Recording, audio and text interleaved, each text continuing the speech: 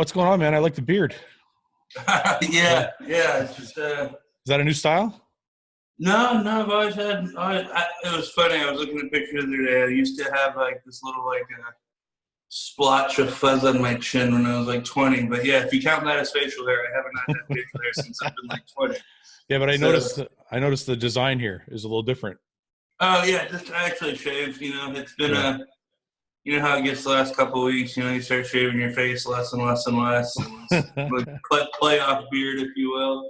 Finally decided to clean myself up. I actually have our boy Nick in town right now. Who's filming the leg session today from Gas. So cool. Iain, what's going on, man? How are you? What's up, boys? What's up, man? You didn't tell me who was going to be here. What's this shit? I decided to trick you both and have you both on as the have an argument show. No, Jerry Springer bodybuilding edition. Yeah, exactly. Yeah. There we go. Let's bring it back. Iain, I don't know if that it's the lighting, but your face is looking drawn in, dude. Yeah, I see. I got the ring light here so that I look like extra. See, Hunter, you got to have the extra light to like sink in your face. Man. Because I have to sit in the basement because Ian's coach is always ripping on me for having like good lights and good pictures and shit. I'm just sitting here working with the natural light. Okay, well, I had to sit in the basement because we're getting a couch delivered. My dogs are going to come in the basement. I'll get the ring light. So this is good. Nice. If we were having a death face contest in 13 days, I'd be pretty fucked. Yeah. Ian's face is one of the worst ones I've ever seen for sure. That's getting drawn in. So listen, thanks for coming back, guys. It's a Real Bodybuilding Podcast This is episode 50. And I thought I'd do something a little different for 50, and that was these two guys are going to compete in 2 weeks. Is it 2 weeks now or just under 13 days? Yeah. And I thought I'd have them both on to discuss the show because everybody's talking about the show, and these two seem to be the talk of the show. And you guys both kind of admit that, you've been watching each other and kind of seeing what's going on. So I'll start with Hunter, being the younger guy coming up. How are you what's it like watching Iain? Iain doesn't post as many photos as you do. So does it feel like you're not sure what you're going to get, or you kind of know what you're heading into? No, honestly, I feel like I have a pretty good idea of what I'm getting myself into. Obviously, Ian's up there, with the best of them in terms of work ethic. I know for the last year, he has been doing anything and everything he can possibly do to improve. I know he has improved. That being said, I'm expecting him to show up in the level of conditioning he's known for. And then, I'm expecting him to show up, like 3, 4, 5, 6 pounds better than last year or something, good. Like, definitely a step forward. Definitely, you put pictures next to the year over year and it's like, yeah, he's a better bodybuilder that year. For sure. So that's what I'm going into and expecting. What's your weight at right now, Hunter? I took pictures for Andrew and weighed myself this morning. I was 258 fasted coming off of my second low day. Iain, what's your weight? Iain, what's your weight right now? We almost had the exact same. Really? After the stretch, I did. I guess I would in like 4 or 5 low days in a row last week. Yeah. Like low days, relative term, but we'll get into that later. We're almost done with that shit, man, right? Almost done pushing low. I was about the same. I've like the lowest I've been is kind of in the 258 range. And then after a high day or two, I'll go up to low 260s, kind of in that like 261, 262. But it's kind of all been in that range. Yeah. The super interesting point you made, though, even though the weights are the same, I feel like a lot of people are expecting the looks to be very different. And the example used in that thread's a great one. Like Jay competed at the same weight that both of us are probably planning on getting on stage roundabouts. And Jay obviously looks like he weighs 20 pounds heavier than us still. Yeah, I'd compete against guys that are also way heavier than me that look way smaller. It goes both ways, right? So. I have someone very near and dear to me that used to make a living out of, knocking off people that were 20, 30, 40 pounds heavier for sure. So definitely not all about size. I completely agree with you on that one. All right. So listen, this is why I wanted to have you guys on, because this is exactly what it was, is you guys are both, in my opinion, and in my opinion is only my opinion, but my opinion is you guys have similar physiques. I don't want to say exact. You both flow a little differently, but you have similar looks and you're similar weights.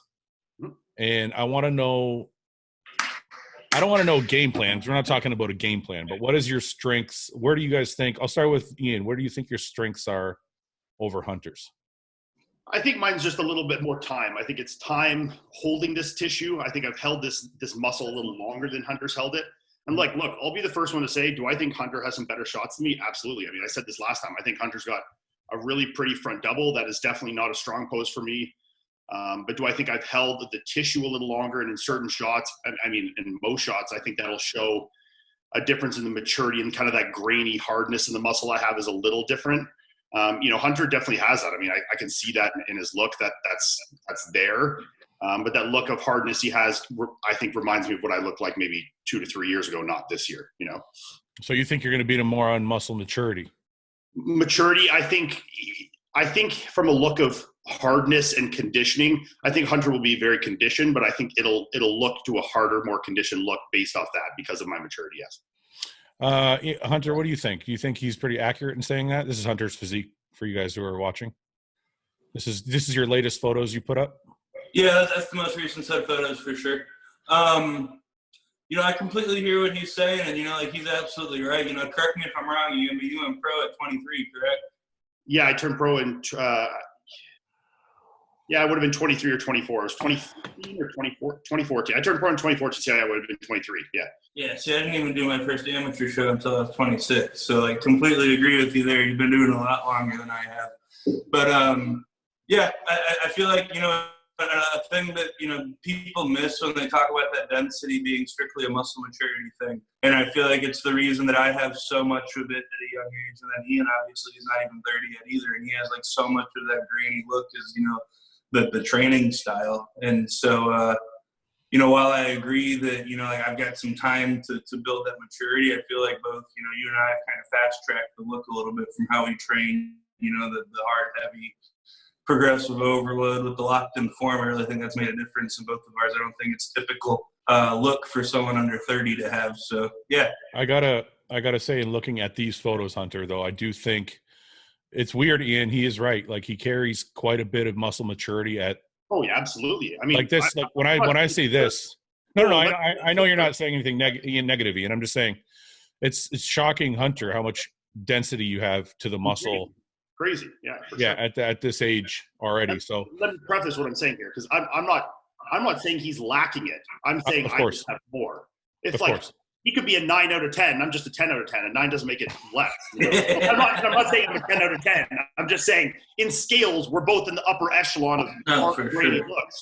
I'm just saying that me carrying that muscle a little longer, I think will show in a different way on stage. That's all. All right. So I want to get into something else. Hunter said something about training. So this is the other reason I wanted to bring you guys on, because there's a lot of young guys out there that don't understand how you guys got to where you are. And listen, I need to tell everybody ahead of the time, because there's some really dumb people out there that I have to preface this for. We are talking about people that are enhanced, and we're talking about people that want to be pro bodybuilders or want to gain a lot of muscle. So it's incredible how many people need that caveat. It's like you're watching a podcast with 3 pro bodybuilders and like, well, they didn't specifically say this. And it's like, okay, guys. Well, so there's no disclaimer. Now that you gave it to him, let's get back to business. So I want to ask you guys at Hunter, how old are you? 27, 28? 28. Turned 28 in May. And Iain, you're 29 or 30? I'm 29. Okay, so you guys are both in your late 20s, and you already have the density of like somebody in their early 30s or more. Your training styles are similar or different? What would you say? I know you guys both train heavy, but where is the difference in your training styles, if you guys can explain them? We'll start with Iain. From what I've seen on Instagram, and it's obviously me, it's going off Instagram, and he basically just goes off what I've seen on my stuff. It seems like we're pretty similar in the fact that we have exercises that we have found that fit our bodies well. We run those exercises into the dirt. We don't really switch them out that often. Yeah. We work up to the top sets. We maybe do a back off set. We use intensity techniques, but it seems like, at least observing what he's done, is he's not a super high volume guy either. And I know, me personally, myself, my workouts will never get over like 8 or 9 working sets. So let's get into is that pretty close to what you do, or is that way off? One minute, guys. Let's get into a little bit of specifics. So Hunter, when you're training, let's say, how many overall sets are you doing, including like feeder sets and warm up sets? Say for chest, just say for chest, like how many sets? Yeah, so I train push-pull legs. I know Iain loves that, but I train push-pull legs. So on my push day, I have the compound for triceps in, but no actual isolation work. So I basically train chest, shoulders, and then do heavy ass weighted dips. Yeah. You do an arm day in that cycle as well, don't you? I do have an arm day. An arm day. It's more so because I needed a little bit more rest than I needed the arm day. If that makes sense. You know, like active recovery, right? Since we're dead when we're not in the gym. Yeah. But so like whenever I train, you know, first exercise, I'll always do like a warm up set, you know, like something like flies or something. But then get to the first compound movement, you know, like for example, you know, like I said, I do exercises I've been doing for at this point like months because I track them and, you know, keep the lifts in and really ride them till the wheels fall off. So, you know, like did a Arsenal flat press, you know, like threw a plate on, did 10 reps, threw 2 plates on each side, did 10 reps, you know, jumped up to 4, did, you know, 6 to 8, went to 6, you know, did 6 to 8, put 7 on, felt it for 2, and then put 8 on and did 1 complete, you know, all out max effort set, and then peeled 2 plates off for the back off set and did it all out again. Okay. So I'm just trying to get an even number. When I do chest, I'm usually looking at 4 exercises and I'm looking at 4 sets per exercise. Those aren't all working sets or failure sets. I'm just saying that's my total. How many are? So I'm usually. So the best way for me to say it is like when you say when you look at your training, you have like X number of exercises for X number of sets. Yeah. I truly don't track anything but the working sets. You know, like for the first set, like I said, it might be, you know, like 5 sets of presses before I actually move my working weight. But, you know, like from there on out, it might be, okay, let me do 1 set to get a feel for the exercise. Let me get another set in to really get the load like almost to where I want it. And then the third set, you know, like let's go.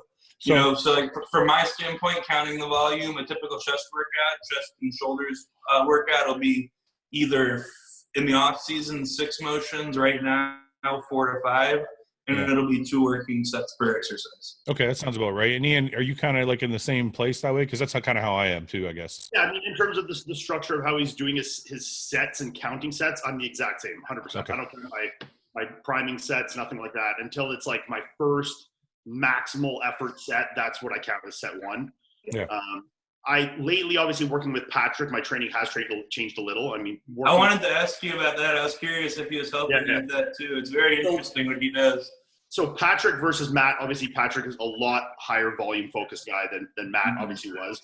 And, you know, working with Matt, that's when I first got into the kind of style that Hunter trains out with, like, you know, the top set and then a back off set, you know, max of maybe, you know, 6 to 10 working sets in a workout, depending on the body part. That's kind of when I first started that, which I have kept a lot of that and carried that over. Then obviously working with Patrick, the volume in terms of total exercises has maybe increased.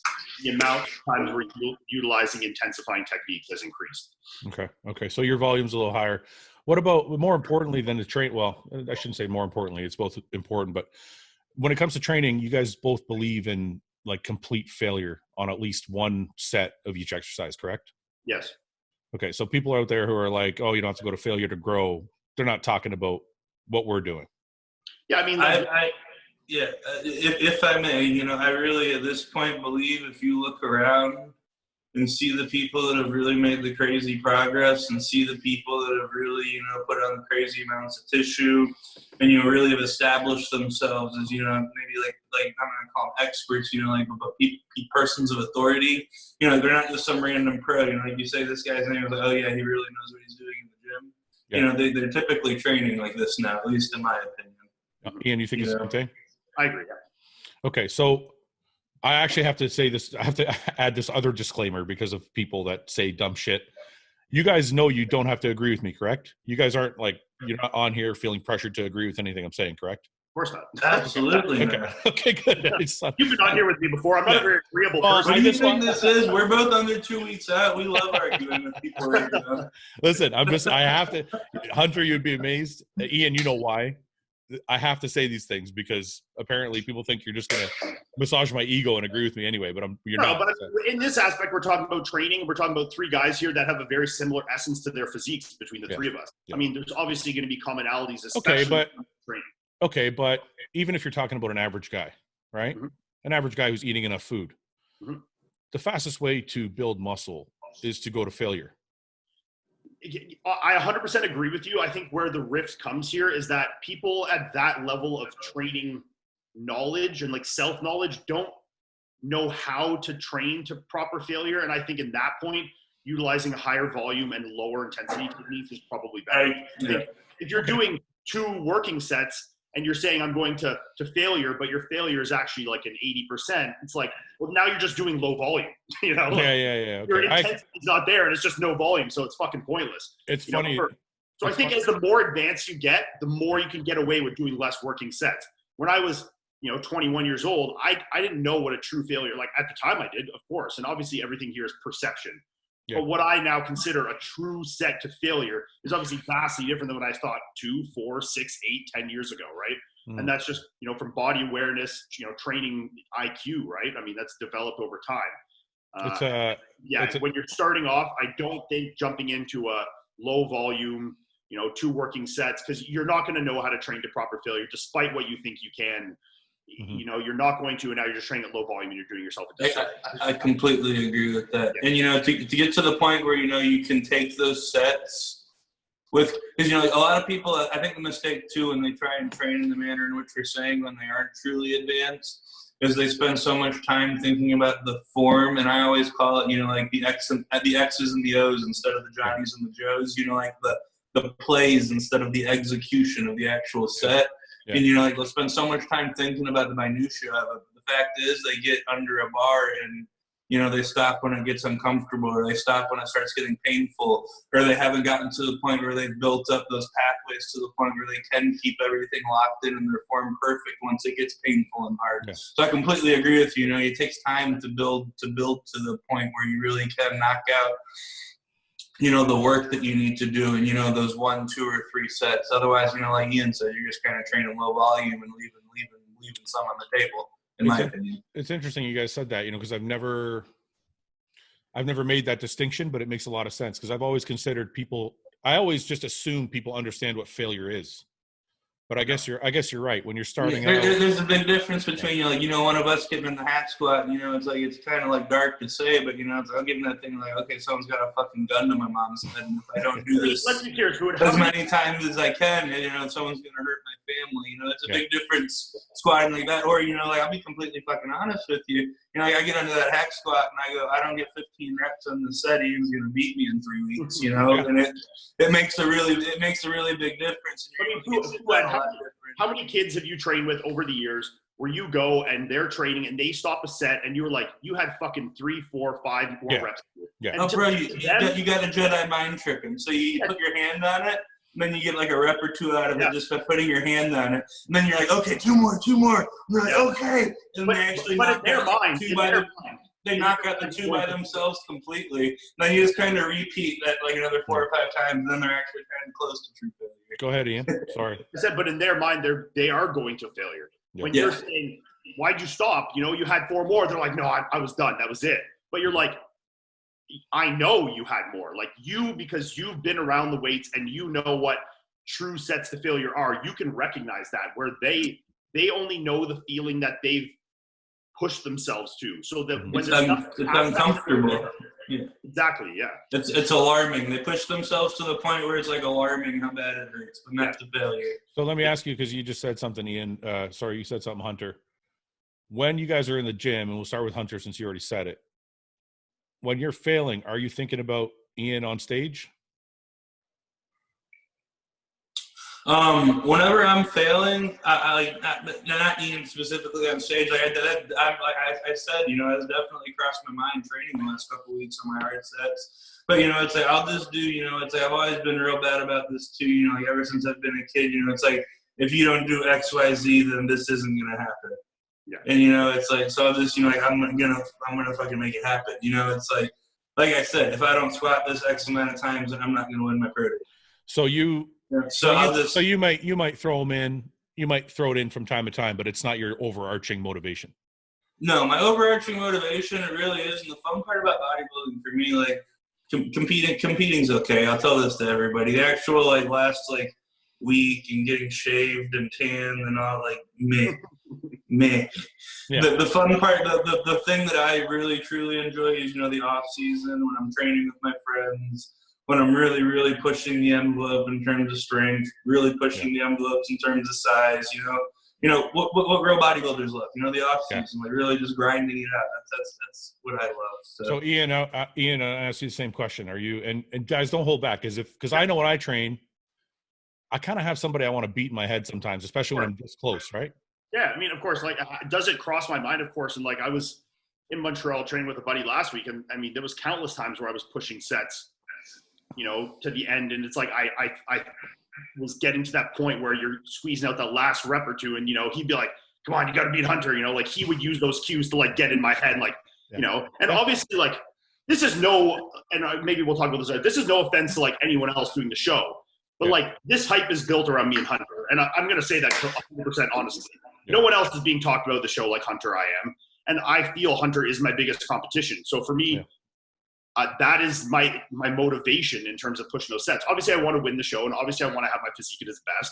But I have to beat Hunter to accomplish those things. So in my mind, it definitely crosses my mind. And, you know, it's a good motivation to use when you know someone else. And, you know, it would be different if it was like, and I'm not going to throw anyone under the bus here, but if it was someone that I knew wasn't training super hard, you know, if it was like some guy that was like a top guy, you know, like I don't even want to be like, say like a Michael Lockett, genetic freak who's probably not training that hard, you know, a guy like that. If he's training, I'm not thinking I got to do the set because Michael's going to be doing it harder. I've never thought that in my life, you know. But when it comes to guys like that, I know train like you train or Hunter trains, you know, guys like that, you have to have that mindset because you know that they are, you know. Yeah. Are you guys, when I get to this phase, if there's somebody I know is going to be at a show that I want to beat, are you guys thinking about the check that comes with the show? Or are you guys thinking about the Olympia qualification? Are you guys thinking about any of those other things that are benefits to the show that you want? But I only care about Olympia qualification. I don't care about the money really. I would do pro shows if it was for free. I mean, let's be serious. In bodybuilding, like none of us are living our lives off collecting fucking winning checks. Like $10,000 first place checks. Yeah, I mean, what, you win 5 shows a year, you're only making $50K. It's, you know, it's our contracts and our things that we're doing outside of bodybuilding, you know, whether it's coaching or podcasts or, you know, any of these things, that's where we're getting paid, you know, like a $10,000 is like, hey, this is some nice money. Maybe I'll put it on my mortgage. Maybe I'll buy myself something nice. Like that's, you know, maybe I'll save. Paid for the animal protein for this prep, the fish and the chicken. That's extras. That's fun money. That's not like something we rely on. So your focus for the show is first winning, second Olympia qualification, even though those are tied together, but like you want to win and you want to get your qualification. And then third on the list is I want to beat the other guy. Yes. I mean, in my mind, especially too, like I have a fucking bone and a half to pick because of last season. I mean, like, you know, I qualified for the Olympia in 2018. I slugged out 4 shows last year. I missed qualifying by 1 point, like literally 1 point. And was it really 1 point? Yeah. And it was 1 point that was based off like a million contingencies. Like if Dexter hadn't have done Tampa, I would have qualified for the Olympia. If Lucas Osladil hadn't have done Portugal, I would have qualified for the Olympia. If that Mohamed Shaban guy hadn't have won Portugal, which he didn't deserve. I saw that, yeah. I say it to his face. He didn't deserve it. Yeah. You know, if Lucas had won that show, then Lucas would have been off the points. I would have been bumped up. I would have qualified. So, I mean, there's like 50 scenarios that could have happened that would have qualified me, and then I missed by 1 point. So, yeah, obviously in the back of my mind, I'm like, getting to the Olympia is like number 1. That is number 1 priority. And to get to the Olympia, I have to win Tampa, and to win Tampa, I have to beat Hunter. That's the order of things. Hunter, is that kind of the same thing in your mind, or is there some other motivations? Man, to be honest with you, mine's gonna be a little different than his. You know, mine's kind of getting boiled down to the fact that, you know, it's another one of those big milestones coming to a head for me, and that is, you know, it is my pro debut, and you know, it is the first time that I'm coming back to stage after a surgery, so there's a couple things that I feel like I have a lot to prove to myself for at this one. And then, you know, obviously, man, you know, it's never been a secret. I've told people this privately. I'm pretty sure I've said it in public, but I'll say it now. The goal for my rookie season's always been to stand on stage in December now. Yeah. But and that's always been the goal. It's always been for it to end with an Olympia qualification my rookie season. I didn't want to compete at a pro show unless it was to, you know, be trying to go to the big one. So, you know, that's obviously, yeah, winning. My mind's on winning, but it's not winning for the Olympia qualification so much as it's, you know, it's winning for, you know, getting, you know, stepping out. It's my pro debut. It's a big deal to me. Well, there's not a lot of guys that walk on their first show and win. So I mean, there's not a lot of guys that even have that as a discussion, you know. Well, I mean, listen, there's not a lot of guys that have won pro shows. I mean, if you look at even to be good enough to be in the discussion of being able to win your pro debut is an accomplishment in itself. So I mean, then you're just going up from there, right? So I mean, Hunter, or actually, let me ask Iain: is it devastating if the young guy comes in and wins his pro debut over you? No, what happens on Sunday after the show? Yeah, like, look, we all compete to win. Like Hunter said, he's competing because he thinks he can win, because he wants to be on stage in September, December now, whatever. I wouldn't be going there if I didn't think I could win. And in my mind, I feel confident. I know these things, you know, but am I going to be upset about it? Of course I would. You can't put this kind of time and effort into something and then just not care about it after you don't get the Why are you even fucking doing it if you don't care after? It's like, okay, I'll get the next one. It's like, why even doing this then if you care that little, you know? Yeah. Would I be upset? Does the fact that it's his pro debut or anything like that change the dynamic for you? No, because I've competed against 100 pros that have done 50 shows that are half as good of a bodybuilder as Hunter. So it really makes no difference. I mean, you know, I've done a million shows with guys in the 5th, 6th call out that I don't even think deserve a pro card. So, you know, if I beat them, I'm like, wow, I beat them. But then if I lose to Hunter, who's actually, and if he beats me, where in my personal opinion, I mean, I think I'm a top 10, top 12 guy in the world. You know, if he beats me, he's clearly that good. So it's like, what's the problem with that? Wait a minute. I want to ask you something, and this is a personal question. Sure. You just ranked yourself top 10, 12 in the world, right? Yeah. Why? Well, wait a minute. I'm not saying I disagree with you. Okay. But I always played that game in my own head, and I want to know how you came up with that. I base that kind of just. I mean, that's just a random number I threw out, but I mean, I base that off guys that I've competed against, that I'm always kind of in the mix with or have beaten, that place around there consistently at the Olympia. I mean, I beat Lucas Oslo in Tampa. He came 8th at the Olympia. I've beaten Juan Morel at the Olympia. I've beaten Michael Lockett. I've beaten Sergio. You know, I've beaten a lot of these guys who have been, I mean, you know, especially guys like Juan or Lucas, guys that have consistently placed up in those good spots, you know. Okay. So I have beat those guys. Obviously, if there was a ranking chart to come out, no, I wouldn't be a top 12, top ranked guy. I haven't done that. I haven't come to the Olympia. I have not placed top 10. You know, but when I consider myself in the level of bodybuilders out there and where I see myself fitting in a line, if we had a long line of guys, I think I fall in the same kind of echelon of those guys that are falling in between the 8th and 12th to 14th at the Olympia. Okay, it's valid. I can see that. Hunter, same question. What happens if, you know, you had surgery, you're coming back from, like, you know, your shoulder surgeries, and you built your body up to an amazing level. He's going to your pro debut and you walk away with second. What happens? Is it completely devastating, or you just walk on the next stage and crush that one? If I walk away with second, which I'm not planning on, the next morning when I wake up, I'm gonna go eat breakfast with the other guy we have on this webcast, as long as he's down still. And then you know, it's gonna be the rest of the day. I'll enjoy that day, and then we'll be getting ready and going to Puerto Rico. Okay, let me ask you this. And this is an interesting one for me, because I remember 2011, I took third to Dexter and Evan. Evan won that show. Okay, the Flex Pro. And I remember even though I was third, I was kind of happy for Evan winning. Is there a scenario where that happens with you two guys, where? Yeah, I mean, dude, at the end of the day, you know, him and I, like, through and through, like, we don't do this for any other reason than we love fucking bodybuilding.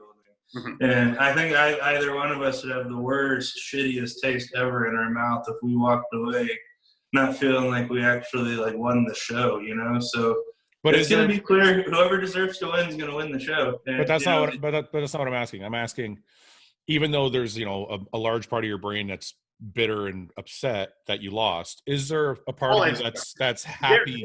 There's clearly people that I would be a lot more upset losing to. You know, I like Hunter as a person. I respect his work ethic. I respect him as a bodybuilder. You know, I respect everything that he's put into this. So, you know, out of all the people, it's probably up there in the high percentage of people I would be the least upset to losing to. That's a good way to put it. Yeah. There's much worse people to lose to, right? Yeah. Is that mean I'm not upset? No, obviously not. I came there to win the show, and like Hunter said, I plan to win the show. Yeah. But if that's not the case, I mean, you know, there's obviously a lot of people that I would way rather not lose to than Hunter, you know? Okay. That's kind of the point I was trying to get to. So, okay, that's good. I don't want to keep you guys too long because I know, Hunter, you have like an hour. So we have a little bit to go, but I want to get into your diets. You guys both made dramatic changes in your physiques in the last year. So I want to go quickly. Now, I don't want to go too much detail, but I want to go quickly through your off seasons. Hunter, you can start.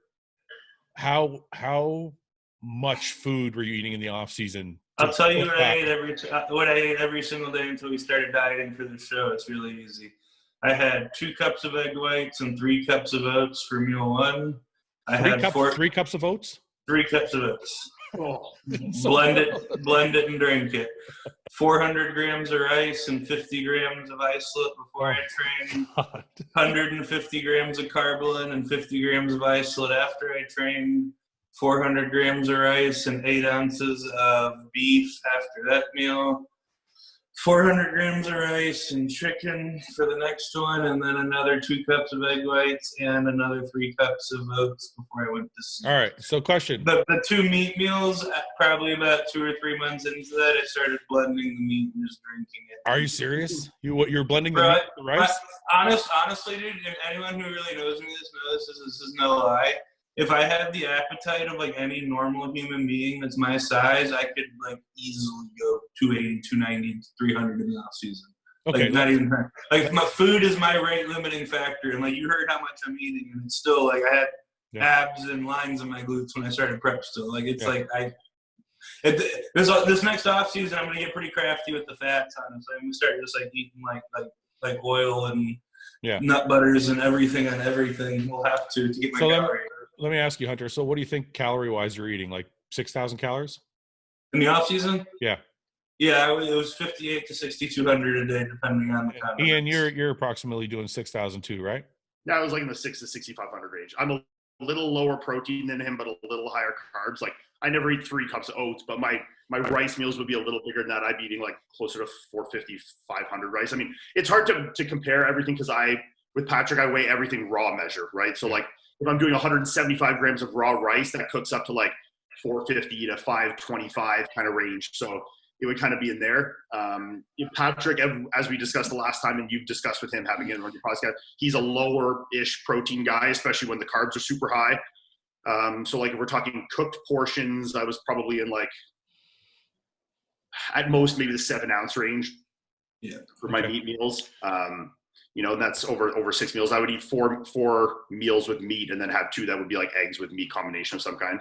So, but yeah, I'm a higher carb guy for sure. So you're also like a 6,500. Yes. Okay. I want to play a little game here. So let's start with Hunter. I want to do this just so people understand, because if I don't show them, they're just not going to get it. So I have a calorie converter here, like a metabolic calculator here. Yep. Hunter, what's your height? 5'9". 5'9". And you weighed in the off season? 258 this morning. Oh, this off season? Yeah. I started this prep 272. So let's say you were 272 in the off season, and your age 28. You said 28. Yeah. 28. All right. Let's see. 24:47, right? And then wait, are we getting into the Greg Doucette conversation? No. Well, I just want people to understand. What a segue. So 24:47, you're going to multiply by 1.725 for activity level, because you're probably training twice a day, right? Once right now still, but because I don't like doing fasted cardio in the sense that I don't like it getting me out of the bed, disrupting my sleep. Time out. It being like an hour and a half or 2 hours before I actually eat. I do my cardio fasted per se because I eat, go to the gym. By the time I start training, it's already been an hour. And by the time I'm done and on the stairs, you know, it's been 3.5 hours since I put food in my stomach. Okay, it's not relevant. So let's just multiply it in case, as if you were training twice a day. We'll give Greg even more of a little bit of a slack. Okay. I'm completely unaware about this. Are you throwing me under the bus? No, I'm not throwing you under the bus. I'm using you as an example as to why Greg doesn't know what he's talking about. So Greg Doucette thinks that you can do 300 to 500 calories over your maintenance and be as big as we are, which basically would mean, Hunter, you're at 42 21. That's with the 24:47 on the screen multiplied by 1.7 for activity level. That's training twice a day. Yeah. So if we add 500, 4,700. that still only puts you at 47:21. And he said he's only training once a day, so you're more like 42 to 45. Yeah, that's right. And you said that'd be a big enough deficit to me to where I'd start sharpening up from that. Well, that's what I said. You're probably eating 4,000 calories right now.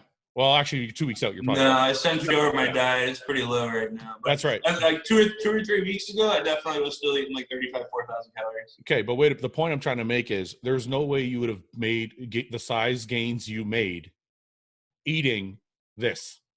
No, absolutely not. And every single time that I've ever bumped my food, it's gone hand in hand. This is the first time I've done 3 cups of oats instead of 2 for my first and last meal, and I got bigger. This is the first time I ate 400 grams of rice instead of 300, and I got bigger. It's directly related. So your surplus, if this says 47:21, you said you're eating around 6,000 calories. You're over 1,000 calorie surplus this off season. Okay, for sure. Iain, how tall are you? Yeah, I'm not quite 5'10". I'm 5'9.5", so it's 5'9". Let's say 5'9", and your weight in the off season? The heaviest or like average? Average weight in the off season. 290. 290. And you're 29 years old. So that's 2552. So you're at 4,400 calories. Yeah. And you said you're eating between 6 and 6,500 calories a day. Yeah, I mean, I would lose, like Hunter said, I would start sharpening up. I would start losing weight at 4,000. Okay, so we've already made the disclaimer that this is for enhanced athletes, but I'm just trying to show all of you out there that are listening, whether you're, I mean, this probably doesn't count for beginners, but if you're an intermediate lifter or an advanced lifter, you can see that the surplus these guys are in is well over 300 to 500 calories. And they both admit they would be probably losing weight, if not staying the same, if they were in the 3 to 5. To put it into perspective, when we started prep, my off-season diet carried into prep. It was the exact same diet, and all we did was just add a little more, like add in consistent and more cardio. That was it, and I started to come down. Okay, so again, for a second. Yeah, I just have to stop having snacks. Yeah. So again, for a second podcast now, we're all in agreement, and we've already said that you guys don't have to agree with me. We're all in agreement that you have to be well into a surplus to make the size gains that you guys made in the time that you made them.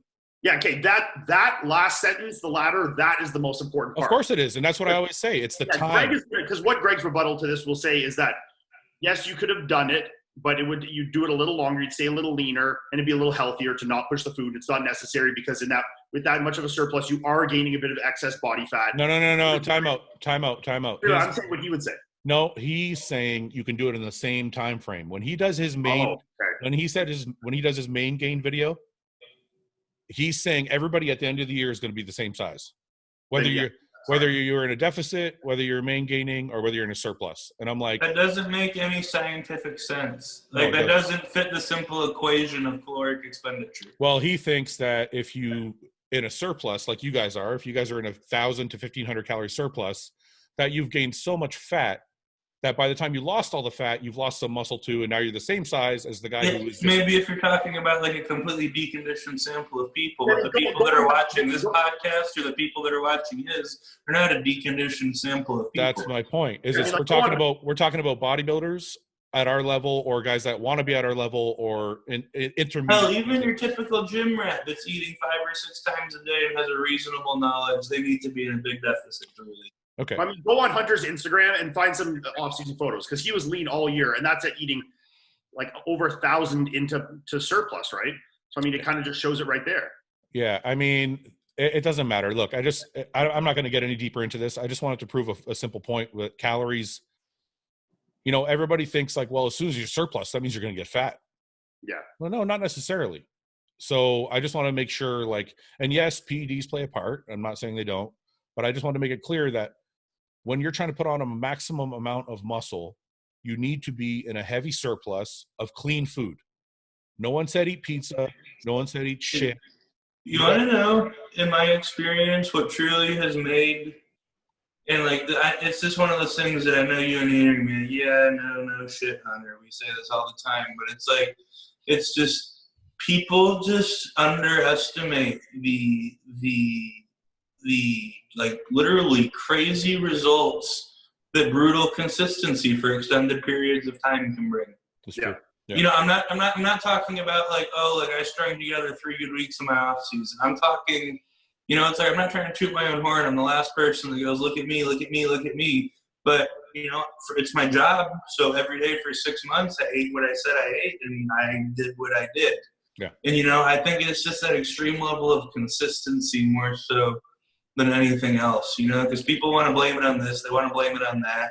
You know, there's like most of the guys running around in the gym around as much shit as I am, you know. It's just like, to be blunt, you know. Well, that's the other thing that drives me crazy is like when I listen to someone like Greg Doucette, he'll be like, well, it's the PEDs. And I'm like, do you know how many people in the gym, if they were all being honest, I could point to that are on PEDs?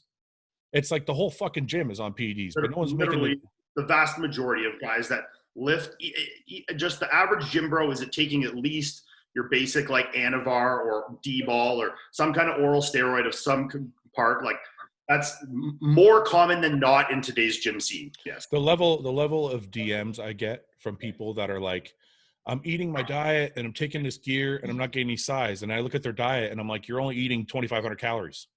Yeah. You know, you're only eating 3,000 calories. You're not eating enough food. I mean, that's always the crux of it. But anyway, I just wanted to make that kind of clear before we move on. I want to get into your diets really quick before you guys go. I'm going to share my screen and we'll start looking at, this is Hunter. This is your current diet. Yeah, that's current right now. Getting all close. I thought this would be interesting for people to see. So what's 80 grams of oats look like? Is that like a cup or? That's 1 cup measured dry. 1 cup dry. 50 grams of carbs. This looks like it'll digest really quickly, right? There's nothing in it. Do you put any Splenda or sweetener or anything in your oats? So what I do actually is I'll do 250 mLs of egg whites at that meal, and then I'll do 250 with meal 2, and then I'll move half a scoop of that whey isolate to the first meal. Oh, I got you. Yeah. And I'll do the whey protein in my oatmeal, and it makes it pretty tasty, and I'll throw like an extra Splenda in it. And I actually like having both proteins pre-workout because I feel like it digests a little better too. That's a good idea. I like that thought. So here we got 140 grams of rice, which is nothing. 55 grams of cream of rice is also nothing. And then you got your whey isolate, carbolin. Is that during your workout? Basically the carbs are just kind of what I want at this point. So they're all equivalencies. I never do the carbolin anymore, obviously, because I'm starving. Meal 4 is just meat? There's nothing? Yep. Nope. And then you got some avocado here, and then again, just some fish oil at the end of the day. So this is pretty. Yeah, you got to think that 8-ounce fillet, though, it's got about 38 grams of fat. No, so I know. It's like having the fish with the avocado. Yeah, but I mean, still, even like meal 4, 5, 6 here, this is like, you got to be pretty hungry at this point.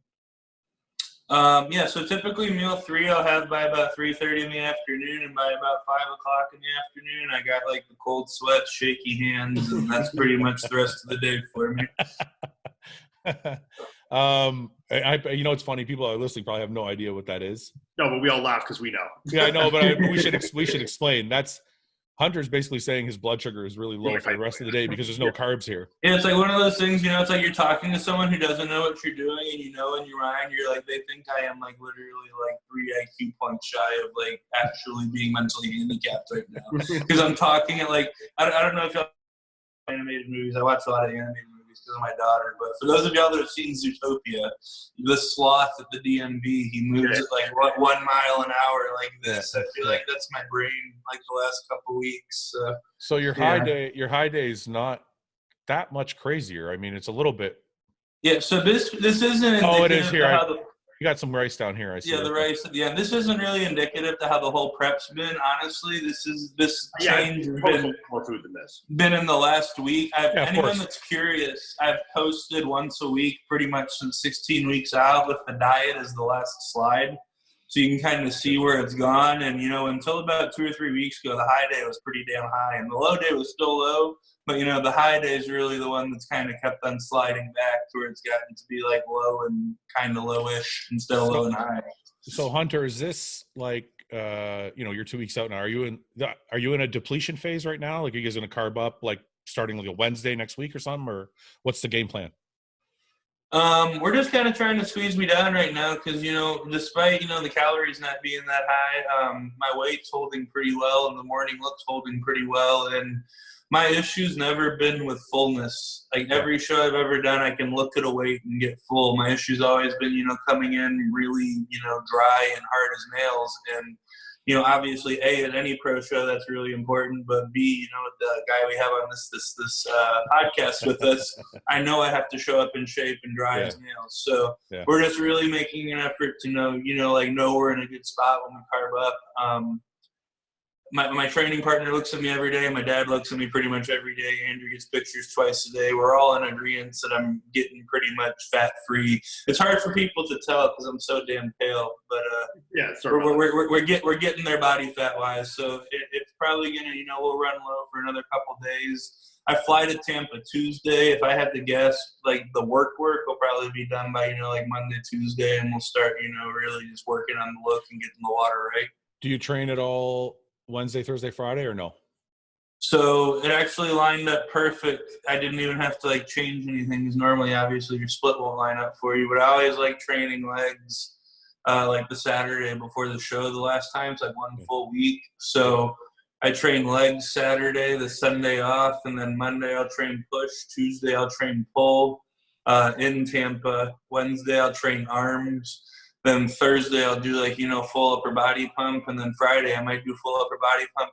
I'm one of those guys that I don't like switching a lot of dials and changing a lot of stuff. And when my body's used to a certain activity level, I know it's super sensitive, especially with what we're doing the last week to it. But for it to go from hammering out weights and sweating out like a gallon and doing 40 minutes of cardio a day to just, napping all day long, I don't really ever feel like that's a good thing, and it doesn't make me look the best. So I agree. I definitely like keeping the activity level. And then I'm one of those guys that, I don't like sitting in the room just with my thumb up my butt while I weigh. The last 3 or 4 days before a show are the worst in bodybuilding. So, especially at Tampa, between having MI40 there and then Joe Bennett, hypertrophy coach, is there. So there's a couple really cool gyms. A couple guys I'm really looking forward to catching up with. Iain's one of them. Andrew's got a bunch of clients that are competing. So just kind of relax and take it easy and chill. I'm one of the ones that just likes to hang out with everyone and just chill. I'm not really off to myself at all. I get in my head when I'm off to myself.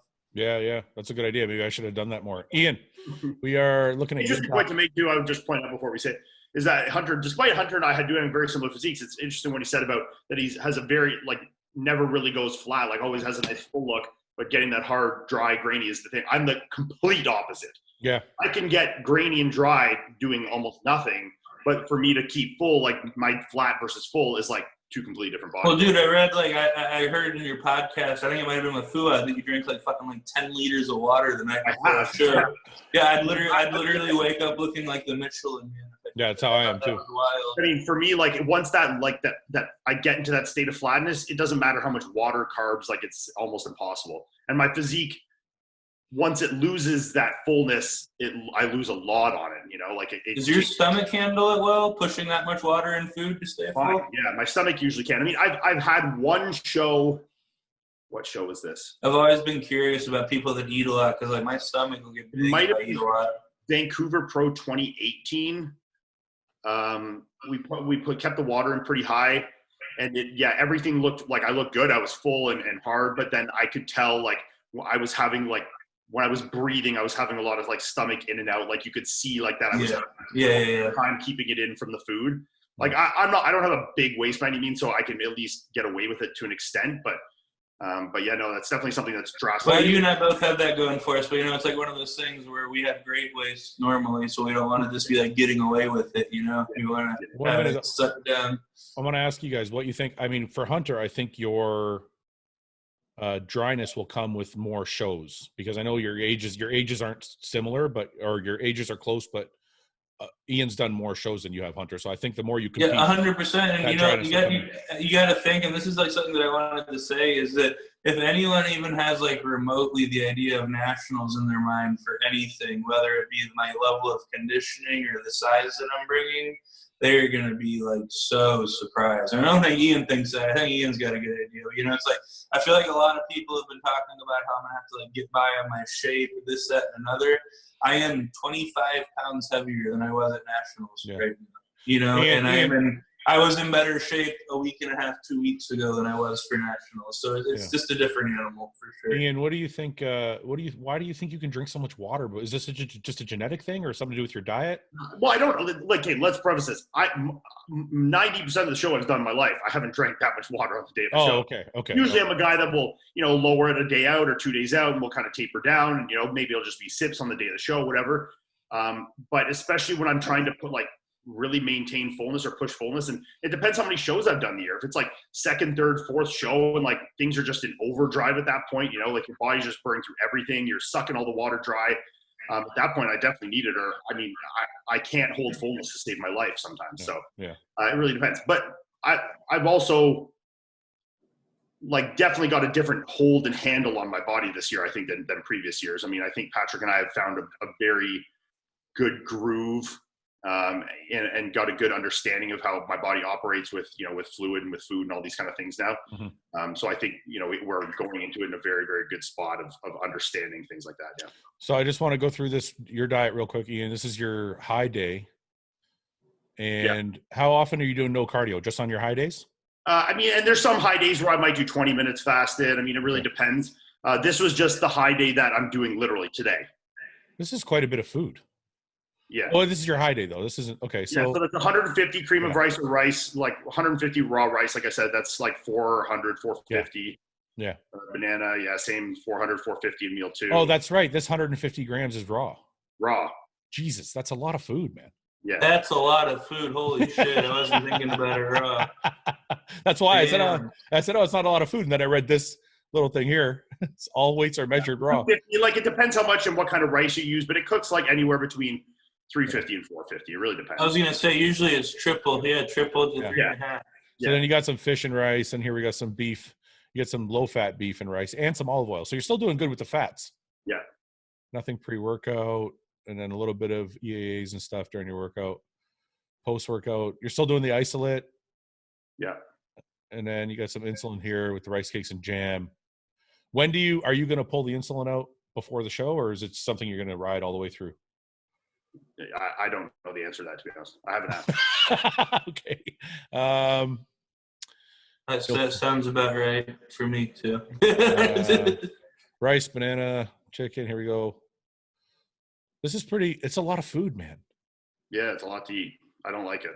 I think I love my diet, but I hate eating lots of food. That's for sure. I know. I'll be honest. I find, and I don't know if any of you guys are the same way with this, I find actually eating higher carb days easier than the lower carb days in certain aspects, because I find, especially when you're eating lots of meat and meat gets high, if you don't have any carbs with it, eating meat on its own, I find very hard. When you have a good rice to meat ratio, it's way easier to eat. But say only have 100 grams of cooked rice, but then 10 ounces of chicken versus you have 500 grams of rice and 8 ounces of cooked chicken. It's so much easier to eat. Except when I'm starving. I'm all about that salad life. Whenever the protein gets high and the carbs go low, I'll start mixing in some salad and some veggies. What were we saying? If I'm really hungry at the end, I actually like the monotony of trying to eat 10 ounces of chicken. Oh, I hate it. Because it makes me feel like I'm eating a lot of food because it's taking so long to eat.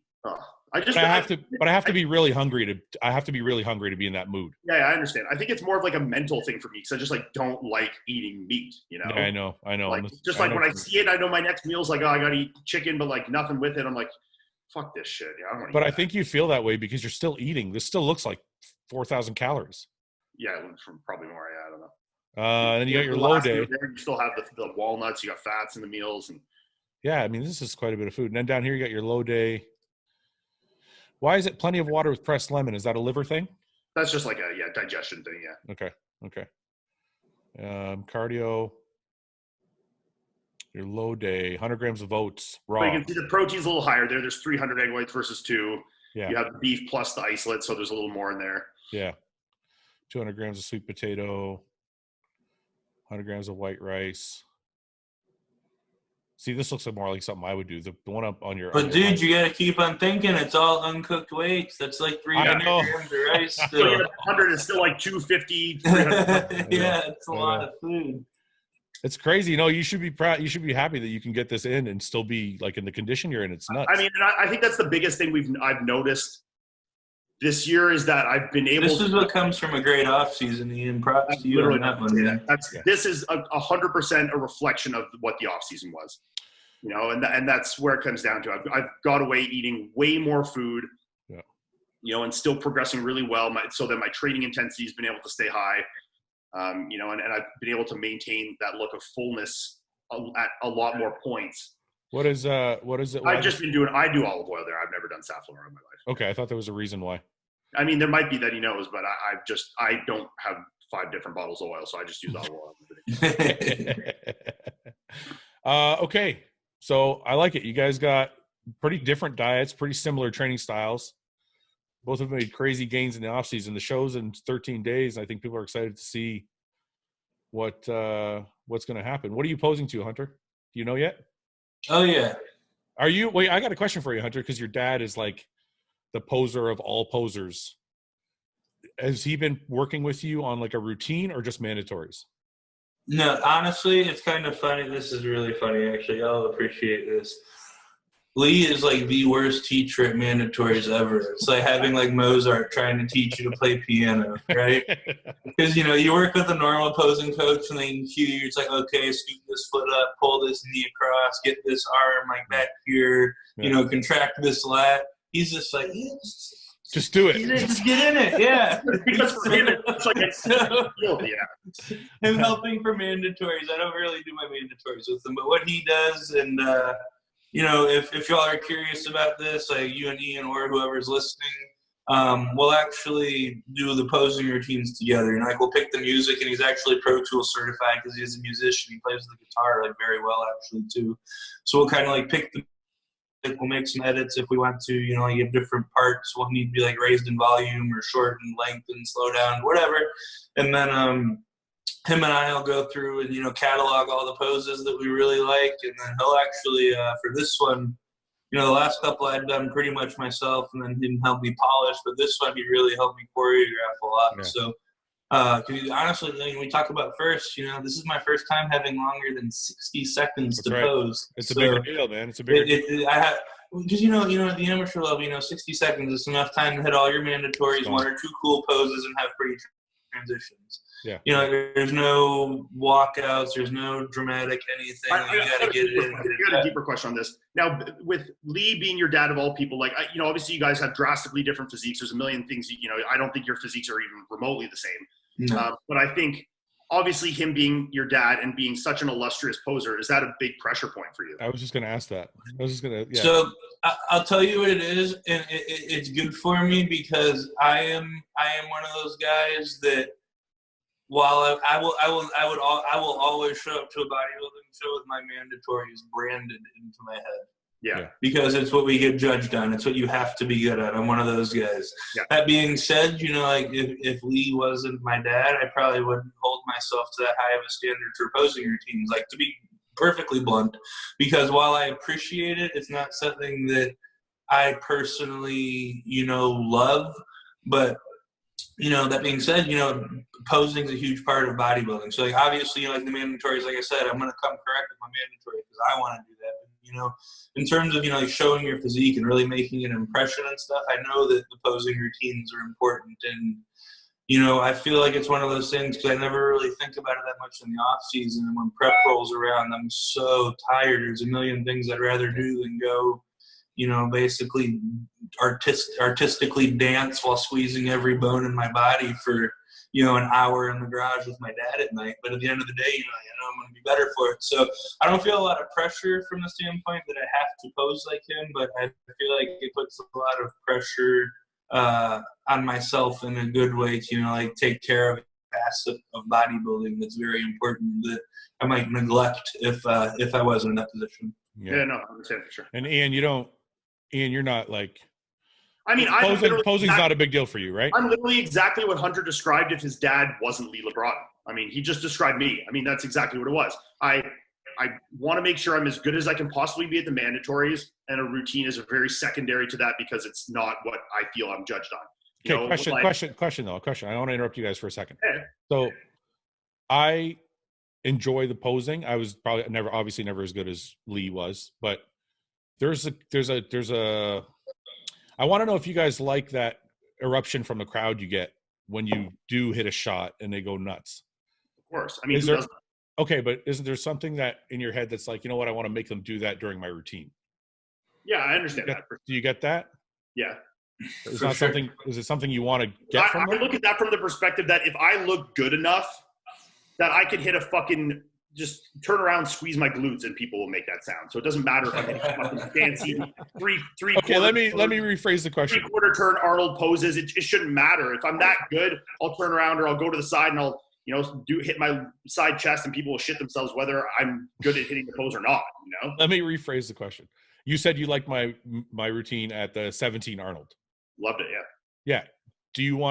Does that make you want to do something like that, or is it just you're not really that big? I think for me, I don't know if this is answering your question, but I think for me, your routine didn't so much make me go look at your physique and say, holy shit, as opposed to it evoked emotion in me. Yeah, that's what I'm talking about. That's what I'm talking about. I watched it and the impactfulness of your poses and kind of thinking of where you were in your career and evoked emotion in me, Okay. And I think I felt that more than anything versus looking at it and being like, wow, he turned around and hit his back double. Holy shit, he looks insane. Not saying you didn't. You look good. But I'm saying I felt more of an emotional connection to it than I usually felt, and I think that's why I recall it a lot more than I usually do. Yeah, and I think that's why, I think people refer to the posing as the artwork, because it does invoke emotion, especially if people can actually pose well.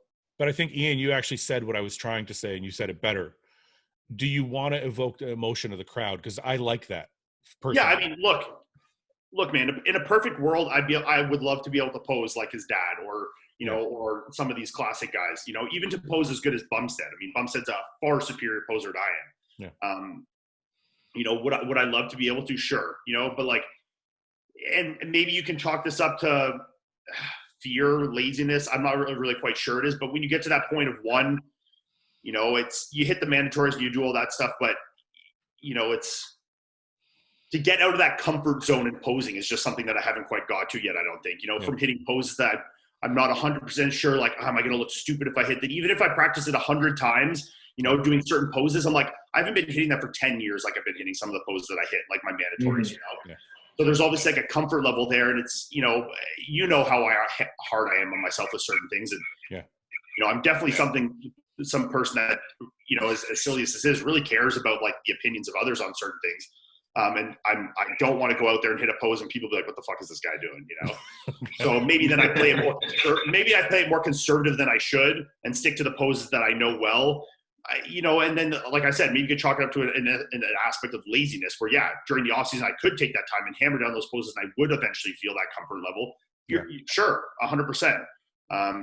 There is kind of two sides to that. But Hunter also said, it's, you get to that point when, you're in prep, there's so many other things your mind is so focused on. It just in the order of importance to me, it's never peaked that high in my thing. And I also I don't know, and this is maybe a question for you, Fouad. When you did that posing routine, were you trying to convey an emotion that you felt or something, or were you just doing a routine that you thought would be impactful? No, I can. You felt it. This is really going to sound cheesy, but I like that. I can feel that music. Yeah. See, I've never had that yet. I've never had where I've felt a song, I feel that I could display and show emotion through that song and through my posing for the crowd to grasp what I'm feeling and to demonstrate it well enough. So for me, I've just played it safe and I hit my mandatories. I try and hit them as well as I can. Maybe I'll throw in one or two different poses here and there. I try and pick music that, somewhat I like, but we've also discussed maybe picking the music you like is not always the best choice. There has to be kind of a compromise there. Something that kind of reflects your physique as well as something that you can feel. Yeah. I think that's really where I am at with it. I mean, there's definitely a huge margin for me to improve from a posing routine standpoint. Yeah. Last question before you guys go, because Hunter has a hard stop in 6 minutes. Okay. Not to jinx the show, but one question for you, Iain. Are you worried about being able to fly over being Canadian? No. What about quarantining coming home? You have to quarantine? So what do you have to do? You stay home for 14 days or something like that? Sure, yeah. No, what do you mean sure? Do you have to or not? Man, I trained my entire prep in a fucking basement gym at home. It's not you know what I mean? No, but I'm just saying you're not worried about having to stay home and do all that shit? You're fine with it? Okay. I mean, I literally leave my house like twice a week. It's not, like I get Melissa to can do Costco for me, and other than that, I don't really need to leave the house. Yeah. And I mean, I've also looked at it from the perspective of, okay, I'm going to win Tampa. I'm going to have 2 weeks to then, a little downtime to relax and then get into my Olympia prep. So that's where I'm looking at it. Both, actually, this is for both of you, but Hunter, I'll let you answer first. Are you guys worried at all? Is the show going to go on? Is it going to go forward? Have you guys talked to anybody about any of that? And do you know any details that anybody else doesn't know? I think at this point, as close as we are, having any of the may or may not happen in the back of our head would be, the worst thing that could happen for our mentality. It's at least for me, it's blood in the water right now at this point. It's happening. As far as knowing things, I've spoken with Tim Gardner a couple of times. Obviously, he's known as one of the guys who does a great job for us. He takes care of people. Yeah. His show in San Antonio just got postponed here in Texas, despite his best efforts to make it go on. Yeah. And, he definitely has made it sound like if he can move heaven and earth for it to happen, even if he loses his ass on it and he's got to do all kinds of weird stuff to make it happen, that he's going to make it happen. Like he really, it sounds like he wants it to happen. Okay. Obviously everyone wants it to happen. So sorry guys, I didn't mean to be negative. I just kind of no. It's a valid question. Yeah, I mean it's one of those things where it's just like there's already been so many happen at this point. You just kind of have to like pretend it's happening, and if it doesn't, like we'll deal with that when it comes. Yeah. Exactly. But in my mind right now, like I'm not even really considering it as an option. I mean, I know it is an option, but it's like, I don't know. I mean, worst cases, I find in my mind at least, in Florida, being very, very, it's a conservative state, it's a red. So, the governor's come out and say he does not want another shutdown. And, while he might be limiting events and this, that, and another, I don't think we're risking another shutdown in Florida per se, knock on wood. But, it could be real interesting in terms of the levels of attendance and, whether or not we're in masks, God forbid, or anything. But, it's, it'll be interesting to see. That being said, like I said, I think if there is a way to make it happen, Tim will make it happen for us. So I'm excited he's the promoter in charge of it. Well, fingers crossed, man. I hope you guys get to the show, and I'm really, really excited to see the standoff. I haven't picked a winner in my own head. I actually can't pick a winner, to be honest with you. I'm friends with both of you, but not to be nice. I actually can't pick a winner. You guys both have some awesome strong points, and I'm looking forward to seeing you guys actually just stand next to each other and see what it looks like. So, anyway, guys, look, I know Hunter's got to go. I appreciate both you guys coming on. I appreciate the discussion, and good luck in the last few days of your preps. Thank you, man. I appreciate you having us on. See you in Tampa, Ian. Looking forward to it, brother. Yeah, we'll see you guys. Okay, guys. Bye-bye. Thanks for watching. Please subscribe, share with your friends, and like the video. And if you get a chance, check out the description for all the different links to all the different places you can find Hostile and myself. And lastly, check out hostile.com for our new line of supplements and all of our apparel and gear. Thanks again for watching.